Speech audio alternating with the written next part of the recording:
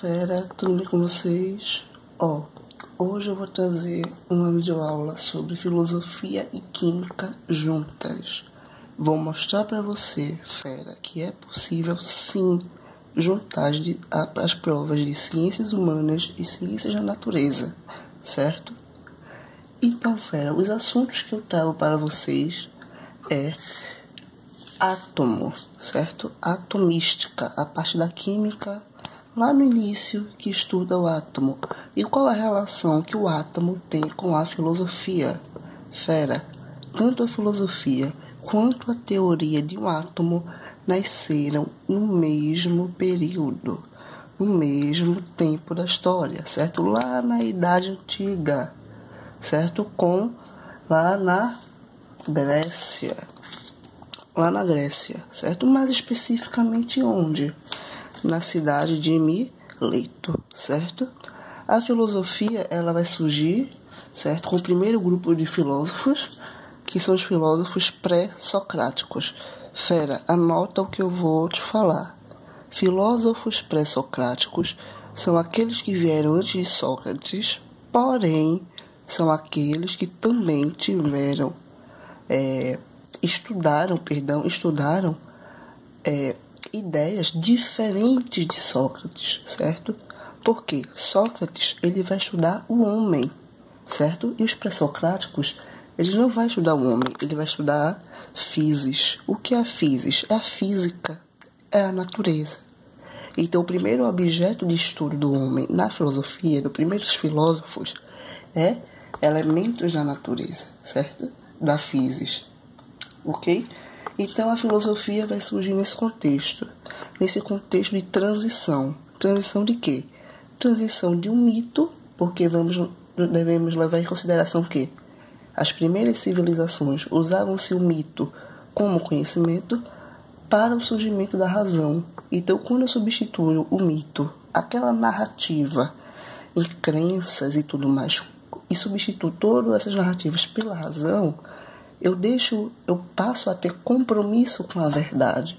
Eu passo a analisar elementos de onde? Da natureza, da physis, para explicar de onde viemos e para onde vamos, ok? Então, fera, a gente teve Tales de Mileto, certo? Filósofo e tudo mais, que ele usou a teoria da água e tudo mais. E entre esses filósofos pré-socráticos existiu Leucipo e Demócrito. Leucipo e Demócrito foram filósofos pré-socráticos que tentaram estudar a natureza para explicar através da razão o surgimento a causa primária de todas as coisas, certo? Então, eles também tentaram explicar a causa primária de todas as coisas através da natureza, e eles postularam a ideia de uma partícula que ela seria tão pequena, que não conseguiria mais se dividir, ok? E que partícula será essa? É justamente o átomo. Então, o que significa átomo, fera? Átomo, ele significa, no grego, não divisível.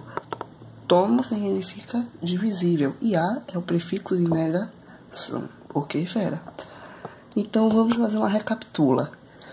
A filosofia, ela surge na transição de pensamento, de um pensamento mítico, narrativo, para uma pesquisa, para uma ciência, certo? No qual vai surgir o uso da razão ali, ok? E qual é o primeiro princípio no qual eles vão estudar? Certo? Vai ser justamente a physis, a física, a natureza. Os pré-socráticos vão usar um elemento da natureza para tentar explicar a causa primária de todas as coisas. A gente teve Tales de Mileto falando que a causa primária de todas as coisas era a água.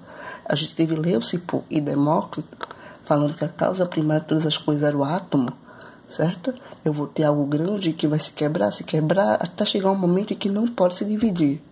Porém, hoje a gente sabe que o átomo é divisível.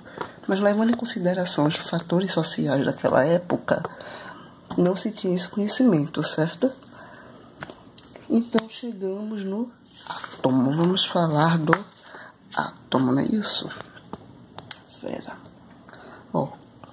Segundo o modelo atômico de Bohr, ele nos apresentou que o átomo ele apresentava a seguinte estrutura: massa centralizada no meio, no centro do átomo, e ao redor eletrosfera. Ao redor existia partículas em constante movimento. Que movimento é esse? Que partículas são essas, perdão?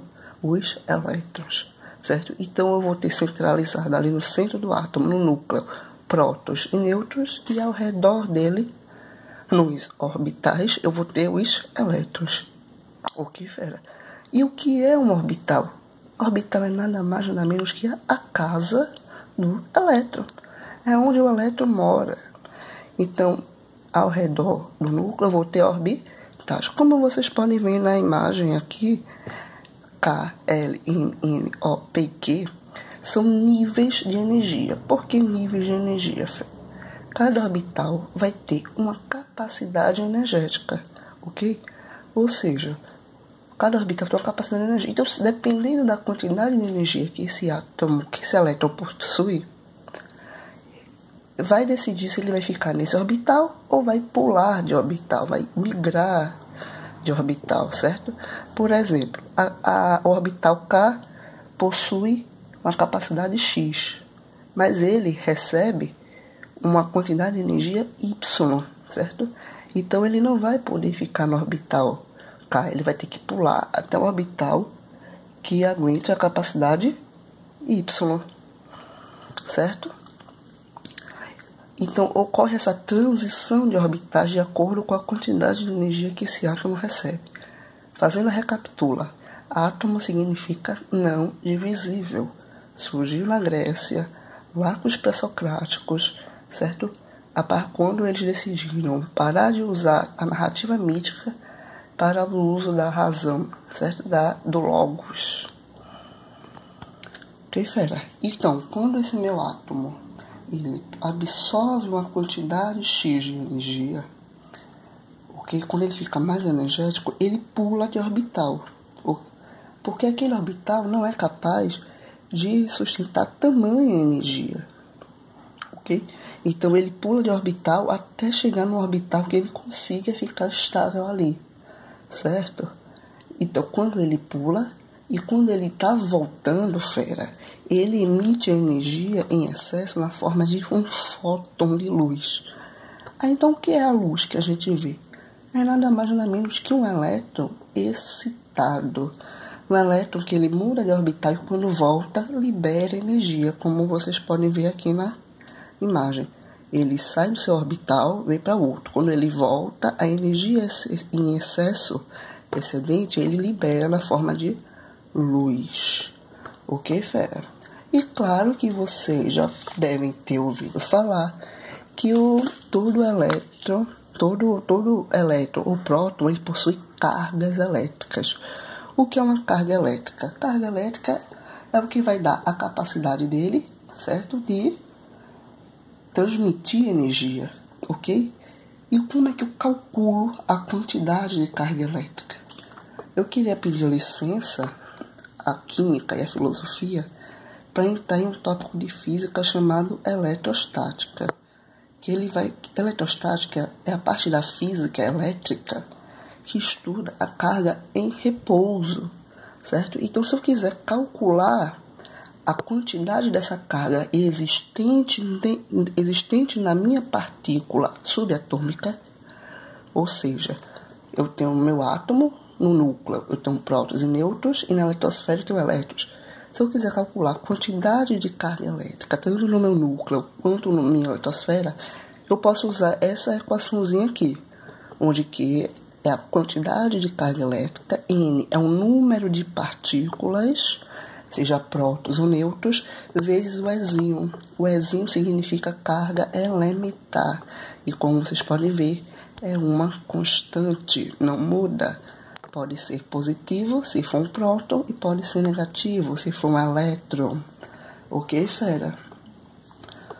Então, aqui está uma revisãozinha para vocês, bem simplificada, certo? Que o átomo ele é dividido em núcleo e eletrosfera. No núcleo haverá prótons e nêutrons, logo também haverá massa, e na eletrosfera possuirá os elétrons, certo?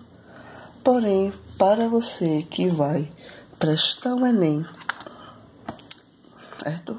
Você não pode errar essa dicasinha aqui. Lembre-se da lâmpada, ok, fera? Lembra que eu falei, a luz é o elétron que ele vai e volta, certo? Na lâmpada, você fornece energia, os elétrons que estão no gás, eles vão ficar excitados, vão pular de camada, quando voltar vão emitir luz. É assim que funciona a luz da lâmpada elétrica, ok, fera? O gás ali tem átomos, tem elétrons. Na hora que bota energia, excita, pula, volta, emite luz, ok? Vai errar? Não. Então, fera, é isso. Por hoje é só essa dica bem rápida. Espero que vocês tenham gostado e até a próxima. Fui!